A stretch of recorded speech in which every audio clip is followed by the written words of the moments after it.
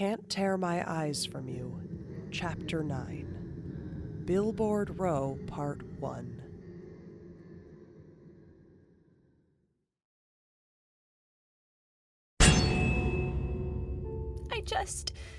It's so difficult to describe this kind of heartbreak, this betrayal. I was there with my squish for years. I stayed with him when he had to accept early retirement, no matter what my family said. I helped him through every day of his recovery, in sickness and in health, just like our vows said. And no matter how busy I was or how much coursework I had to do, I was always... Shh. Hey, you're all right. I know how you feel, but it sounds like that asshole's been feeding off you for 6 years. And you're not going to give him the satisfaction of taking 1 minute more. I know you aren't. But after all I've done for him, to just turn on me, to flirt with another woman behind my back and just dump me for some foreign... He doesn't know her. For all he knows, she could be a European or Asian spy. Well, you might not know Anouk, but I can tell you she's no spy. Spies are usually their country's best and brightest, aren't they? And come on, look at her.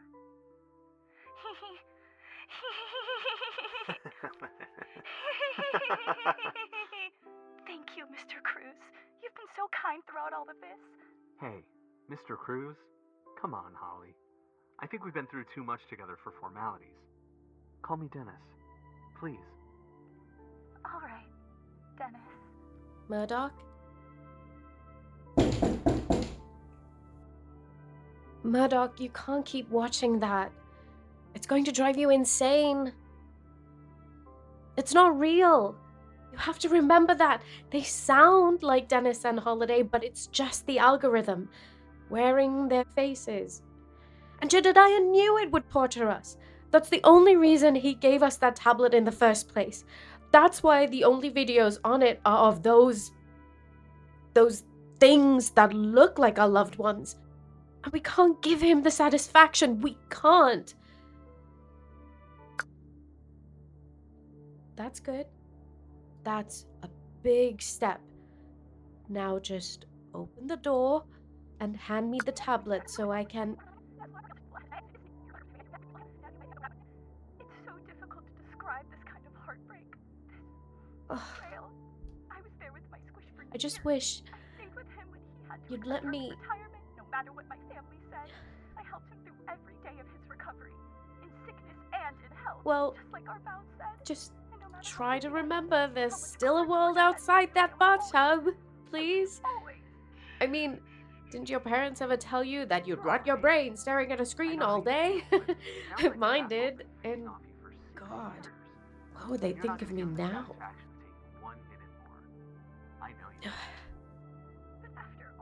So, it's Friday.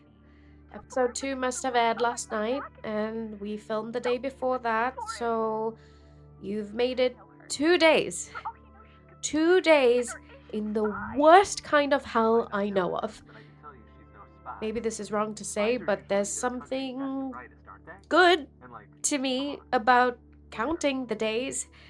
Because every morning I wake up and I think, oh my God, I just want to go back to sleep. My heart is going to hurt all day and the day will never end. And then it does. So that number, 8 days, that's proof that your body's lying to you. This pain won't kill you. It won't stretch time into forever. You will keep going on. And we could really use you out here, to be honest. After recording 2 days ago, everyone agreed that we had to escape. But I hadn't even started a list of supplies we'd need to make it through the woods when we knew it wouldn't work, because when Taylor tried to go outside to take a look around campus, the doors were locked. Every door leaving this building is locked, as far as we can tell, and the windows, well, they don't look like much, but they won't break no matter how many chairs Valentina throws at them. So, it seems we're stuck, for now. Jedediah won't explain it. Not that he or the algorithm has spoken to us in almost 12 hours. Yesterday morning, he was out and about, clapping us on the back and saying what an amazing show we were making, how lucky we all were to be making history together. But by lunch, he'd gone quiet, moody, snapping at everyone at Capote. He really likes targeting Capote. By the time the episode aired at 8, we hadn't seen or heard from him in hours. I really don't think he's going to stop until all but 2 of us are dead, Murdock. We need you, your expertise and your strength. And I know you're in too much pain to help now, so please, tell me how I can help you help us, Sergeant Murdock.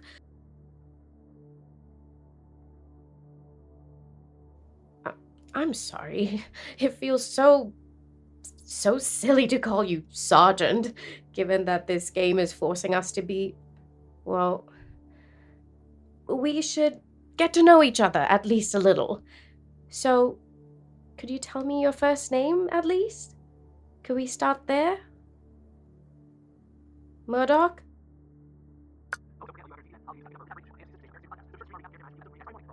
Hey, thanks for having us. Oh, and don't forget, all you out there in TV land, Holly and me just got picked up for a recap radio show on AFC's sister station, America's Favorite Podcast. So be sure to stream our recap of Can't Tear My Eyes From You, Episode 3, next Friday morning for all the steamy gossip coming out of San Narcisse. Dennis is going to show me how an expert makes content. Come on, Holly, baby, it's easy. You just look into the camera and say what's in your heart. Stay honest. That's what we're all about, isn't it? You see? That's exactly how you know that isn't really Dennis. First of all, audio entertainment was never his thing. He can't sit still long enough. And second, he'd know better than to call a podcast radio. He made that mistake the first time he and my Aunt Goat met, and God, you wouldn't believe how much she grilled him for it. That's not real radio, she said, because...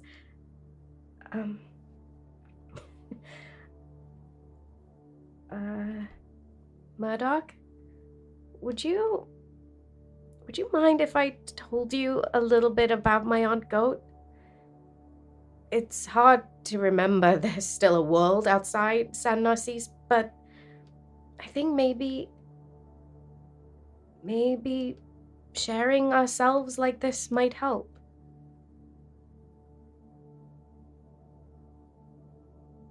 All right then, Aunt Goat. She was a long-distance trucker for years, driving shipments north to Maine and south to Georgia. And then, when I was 9, my parents died. My mother had no family, and my father only had his one sister in the States. He hadn't spoken to her in 20 years, and then suddenly I was on her doorstep. She couldn't just change her life overnight. So she decided she'd keep me out of school for a year, and I'd just do the long haul with her instead, up and down the coast, over and over again. And I was so excited. Really, I was outside the hospital for the first time in months. And now I got to go to a new country, to America, where jazz and funk and hip-hop and everything came from. It was like hearing your family was from Atlantis and they were sending a special boat to bring you there. And then this bizarre American woman who looks just like my father with tattoos up and down her arms tells me we're going on a road trip, and for a moment life just felt so free. Like the deaths and the hospital were behind me, and it didn't actually matter what really happened the day my parents died, because that was done. It was in the dust behind me, and all that lay ahead was open highway. That trip really was amazing at first. I'd fall asleep in the passenger seat and wake up on some strange new road in some strange new place to see buildings or trees or even the ocean a few times. I didn't notice that Aunt Goat hadn't been sleeping. She didn't seem worried. Whenever she got tired, we'd pull over long enough to eat one of her freeze-dried forever meals. She'd take a special adult medicine and we'd be on the road again. It felt like a fairy tale. Until we turned back the way we came. We made it all the way to the southern coast of Georgia. Something had just happened in the Florida archipelago. I think someone had ignored the warnings and sailed there, then disappeared without a trace. A senator's son, maybe? And the other truckers on the CB radio just could not let the story go. They talked about it constantly. I heard he disappeared right off the satellite map, and the ocean opened right up and ate him whole, and they say the alligators have worked out how to make rudimentary tools. And something about that, about the danger and the fear. I was obsessed. Aunt Go taught me how to operate the CB so I could ask the other truckers all the questions I could think of, and she promised to teach me how to use a ham radio when we got back to Massachusetts so I could learn even more. But it wasn't enough. I wanted to see what was left of Florida for myself. So Aunt Go brought me to the southern shore of Georgia, but the military men there wouldn't let me look out over the water. They had built this massive wall, and only adults were allowed on the other side of it because they thought some of the things that came out of the water would be inappropriate for children. And I was such a horror about it. Endless, legendary temper tantrums all the way back through the Carolinas and Virginia. I know now that my screaming and wailing must have been getting to my aunt because our breaks became fewer and she kept taking more and more of that special medicine, sleeping less and driving faster. But I couldn't stop. I didn't understand why the adults of the world felt so entitled to tell me what I could and could not see, what I had and had not seen, like they could control reality by insisting the facts were these or those.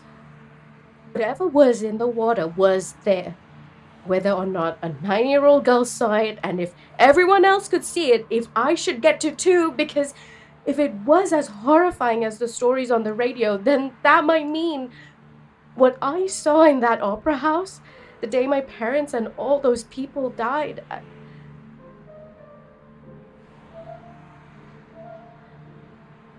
I couldn't have put that into words then, though.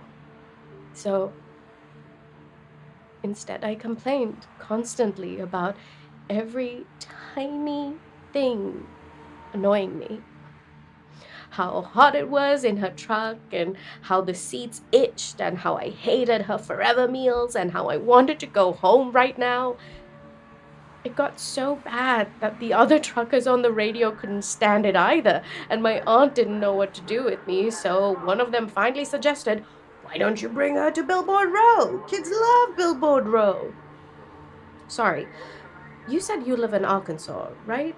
Maybe you don't know what Billboard Row is. So, there are rules, obviously, about what you can and can't put on a billboard, right? It would be dangerous to drive if they were too distracting. But there's one stretch of highway in New Jersey where all those rules are suspended. Billboard Row. Bright lights and moving statues, advertisements, blasting music, and hijacking your cell phone speakers. It's a tourist trap, obviously, and there are far more car accidents there than anywhere else on the East Coast, so my Aunt Go really didn't want to go.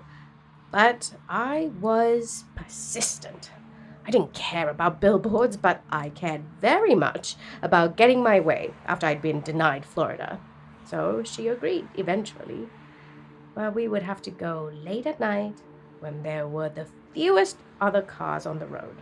She took more of her special medicine than usual, much more, and she was jittery and irritable, but You promised to wake me up when we got there.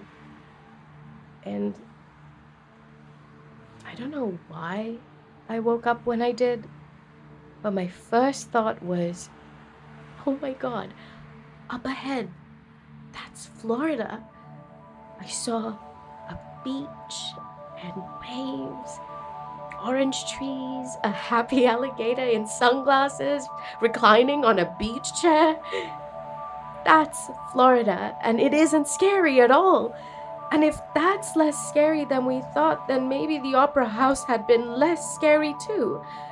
Maybe my parents would be on that beach somewhere, alive. Then those words appeared, writing themselves across the sky in swooping letters. Come see the old Floridian experience. 200 yards of simulated beach and orange grove. Just follow the signs. It was a billboard, of course.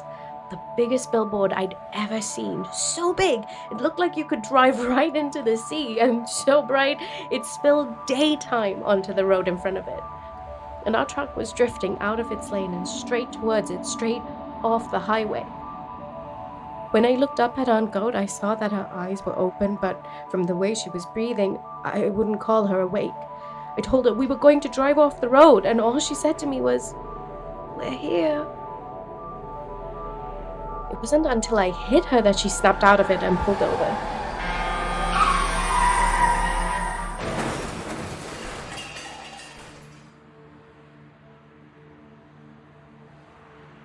She didn't say anything. She wouldn't stop looking at me wide-eyed, terrified.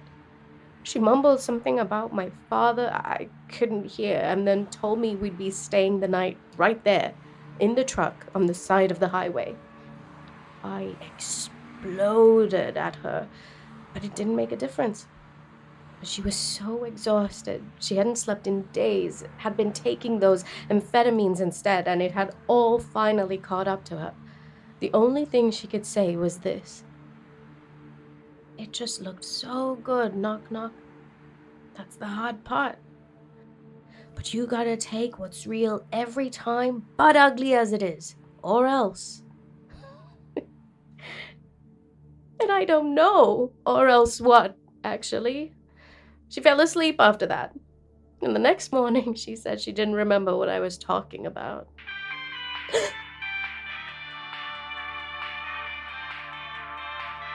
Good morning, lovebirds. I hope you're well rested.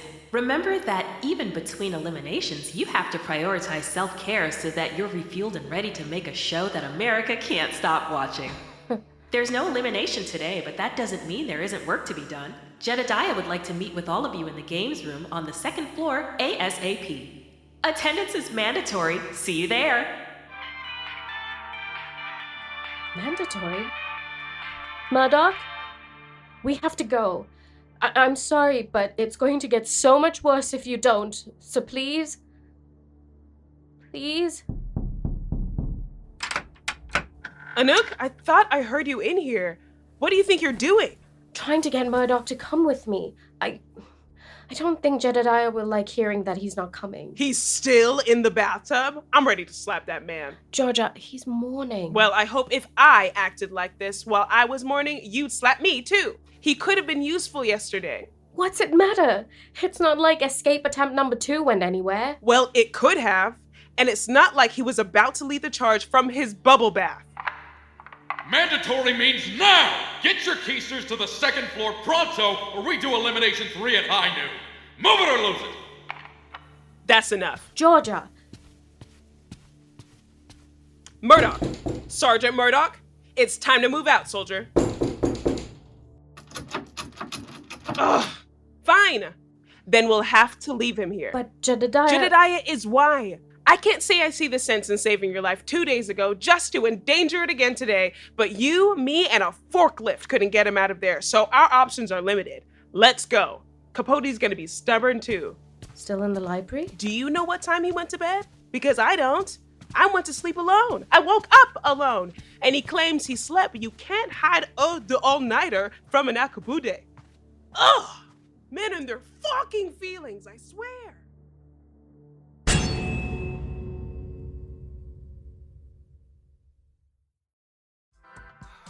gosh, Tommy. Summer's only been over a month, and school's already so boring.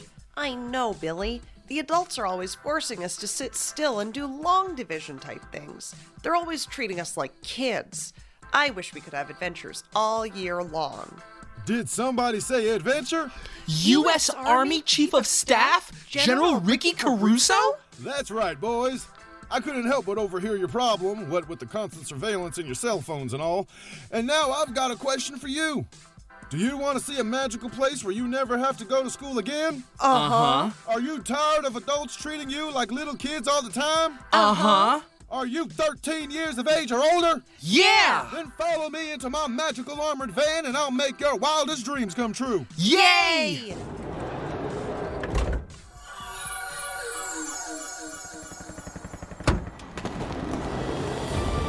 Wow. Welcome, boys, to boot camp. Now drop and give me 20. Sir, yes, sir.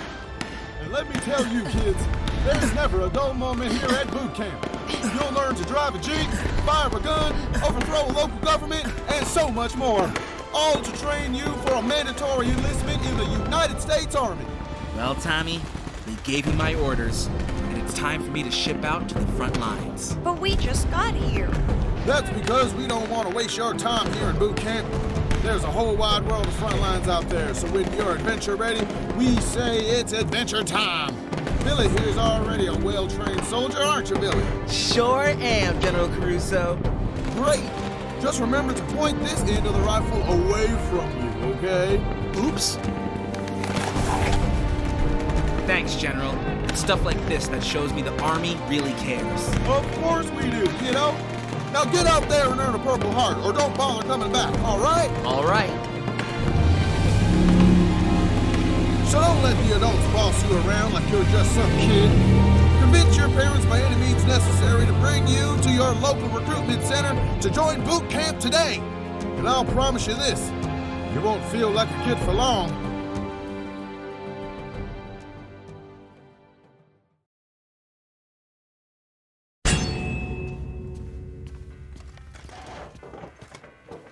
So sorry to leave you waiting, Jedediah. We were just...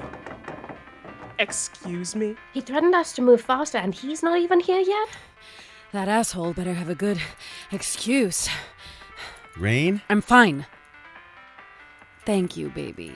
Oh boy, first Raine and Taylor barge in, and now it's you three. Can't get a minute of privacy around here, can we, Val? Sure can't. You were looking for privacy in the room we were all called to? Look, Whittaker, maybe your lady's just for show, but some of us aren't satisfied with the first spin around the lot, okay? Give us a flat surface in 15 minutes and we can get steamy wherever we want. Isn't that right, Val? 8-ball dickhead skull. Ow! Oops, guess I slipped. Sorry, babe. 50 minutes, not 15. 50. An hour and 50, at least. So, where's Murdock? The sergeant won't be joining us. He what? What's that idiot think he's doing? Raine, maybe take it easy, all right? I'm done taking it easy. I've been taking it easy so long the boredom's going to kill me before the lime or whatever the hell it is. Girl, it's been a day and a half. That's called a weekend. Yeah, and when do you think people take yoga classes? The weekend. Weekends are for other people. That's definitely true. Did anybody try getting it through Murdock's thick skull that he might be, I don't know, killing every single one of us by pulling this Whoa, there. Slow down, Raine, please. Here, water. What? Oh, good thinking, Anouk. Thanks. Here, Raine. Small sips, and just... Gimme! You're welcome. Thanks. I tried my best to get Murdock here. We'll do what we can to cover for him. Sure. Fine. But if I can crawl out of the grave to get here, I don't think he has any excuse to... Who's making excuses? Jedediah, we didn't hear you come in. 1, 2, 3, 5, 7. Someone's missing. Don't be silly. Of course not. You forgot to count, The algorithm. You forgot to count the algorithm, so that's 8. Present and accounted for, Jedediah. I see what this is. Jedediah, is there something you'd like to say to me? Where's your sweetheart, Kalhara? In the grave, where you put him. Wow. Anouk. Do you know why I pair you people up? Because this show is supposedly about love, but I don't see This show is about whatever will make people watch it, and don't let me catch you forgetting that again! I pair you brain-dead losers because you've made it very clear that I can't trust any one of you, and maybe this is naive of me, I don't know, but I thought that between the two of you, you'd maybe have enough brain cells to remember what happens to people who don't work well with me. Do you need a reminder, Anouk? Is that what this is about? You're already killing us. What more could you possibly threaten me with? Why don't we find out together? Just you, me, and the 300 million people watching at home. No need. I'm here. Well, look who it is. Glad you made it, Sergeant. Wow, you look terrible. Watch anything good lately? You're a monster. Yeah, people love a monster movie. Puts butts in seats. Unlike you people. And that, I'm afraid, brings me to my point. You all are blowing this! Episode 2 of Can't Tear My Eyes From You was a train wreck, an absolute train wreck. Al and I are doing everything we can here, but dragging your dead weight is putting us behind schedule and under par. Our ratings Thursday night were an embarrassment. Oh, geez, I'm sorry. Don't apologize to him. Right, obviously, sorry. But, how bad were the ratings, though? Al? Well, lovebirds, it is my pleasure to announce that as of episode 2, Can't Tear My Eyes From You is the #1 most watched competition show in the country. Isn't that exciting? Whoa, really? #1? Then what the hell are you complaining about? The #1 competition show, Randolph. Competition show! By now, we should be the #1 show in the country, period! That isn't possible. You can't hold us to that. What did you just say to me? Cap, I'm sure Jedediah meant #1 after the President's Show. If I meant #2, I would have said #2. The President's Show has been the #1 program in the country ever since the Committee for Net Broadcast Values was formed 41 years ago, Jedediah. Every federally funded building in the country, including every cell in every penitentiary, is required to play state news 24 hours a day, every single day. And it's commonly understood that the numbers are inflated even from there. You cannot punish us for failing to meet an impossible standard. It's complete nonsense. Just one question for you, Capote. Do I look like a guy who cares? That's nonsense. If this is the #1 competition show, it's the most popular program of the most popular genre in the country, and on the most popular channel. Advertising firms are already paying the maximum. There's no more profit to be made. Profit? Who said anything about profit? This is the problem with you people. You're small-minded. Dollars and cents are for dinosaurs. We're after something that matters. And what is that exactly? Al! To make a show America can't stop watching, of course. By every reliable metric, we are already there. Metrics? Who cares? We don't win when the pollsters say we win. We win when we win, and we accept no substitutes. It's illegal to change the channel from the state news. We'll make a show so goddamn good, people will do jail time just to watch episode 3. And then, when they're in jail, we make a show so good, they'll shank a guard just to steal the remote and catch episode 4. Are you blockheads getting this yet? They need to need us like they need air. No excuses, no substitutions, period! But how are we supposed to do that? Finally, someone's asking the right questions. Thanks, Taylor. Saved me a refill on the aspirin. Here's the deal. Your dates for episode 2? There was barely any usable footage in there. Poor Al had to work a double shift just to find enough scraps to put an episode together. Didn't you, Al? Yes, Jedediah. The editing process for episode 2 took approximately 20 minutes of processing time, up from the usual 10. The additional strain on my processors raised the temperature of every stable body of water in a 50-mile radius by 2 degrees, permanently. We gave each pairing an hour to turn up the heat. 1 hour to record about 3 minutes worth of flirting. And you jackasses gave us nothing! Hours and hours and hours of completely unusable footage. Oh, Jedediah killed my husband. Oh, the algorithm is so mean. Oh, I'm dying of a blood-borne illness. Oh, I'm too gay for this. Nothing! It's no wonder nobody watches this show. It's just a bunch of kids whining on and on and on and on. Love is on the line. $100 million real estate. Act like it.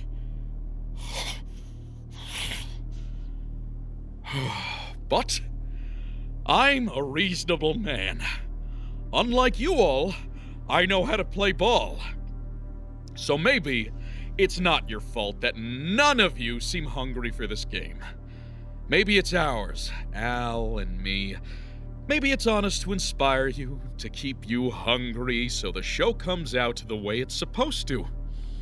So that's what we're going to do. Keep you hungry. What?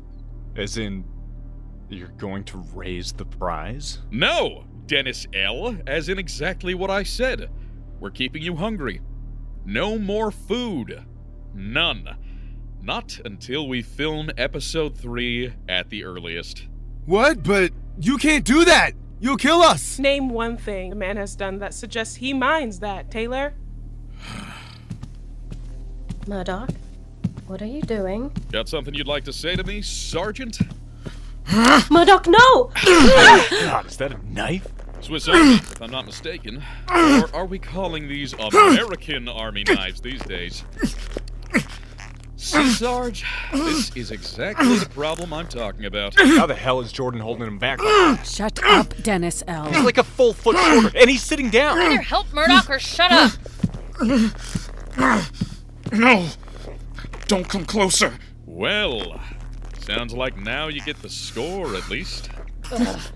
Jedediah, let go of his wrist, please. I will. I've got other things to do, but nothing comes without a cost, Murdock. Murdock! Thought you would have learned that on Wednesday. Here, you dropped your knife. Hang on to it. You'll need it later. Well, that's all the time I've got to play with you kids today, unfortunately. We'll be in touch when it's time for the next elimination. And in the meantime, stay hungry. You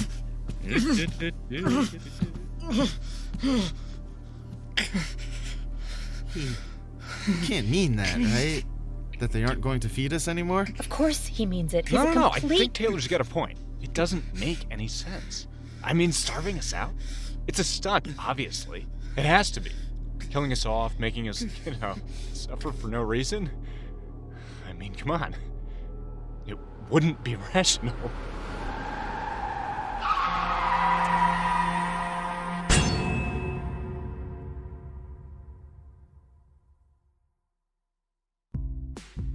If you like our stories and you'd like us to keep making them, please follow us and spread the word about us on social media, including at the Penumbra Podcast on Instagram and TikTok, the Penumbra Podcast on Facebook, and at thepenumbrapod.bsky.social on Blue Sky.